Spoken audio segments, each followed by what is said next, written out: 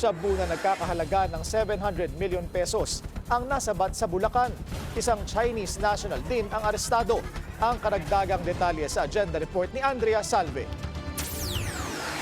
Daan-daang milyong halaga ng shabu ang nakumpiska ng PNP Drug Enforcement Group sa isang panibagong operasyon sa Plaridel, Bulacan. Dalawang lalaki ang naaresto, kabilang ang 55-year-old Chinese national na kinilalang si alias Lian Chen.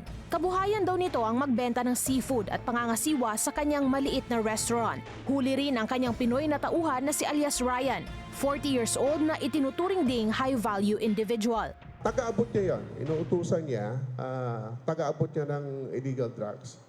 Actually, nasa kotse siya yung Pilipino yung nag-abot.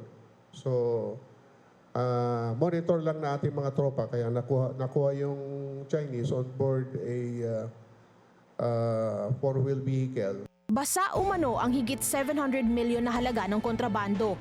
Bagay na kanilang ipinagtataka at ngayoy iniimbestigahan. Partikular na ang posibleng koneksyon nito sa bilyong-bilyong halaga ng tinaguriang floating shabu. Sabi ng mga investigador natin who were conducting the inventory, ay basa pa. Yung bag basa din, then yung packaging basa. Yun ang titignan pa rin natin, i-connect natin doon sa mga recoveries doon sa Subic recently. Una nang inilahad ng Philippine Navy na ang 10 billion pesos na halaga ng shabu na na-recover nila sa katubigan ng Zambales noong June 20 ay may Chinese markings.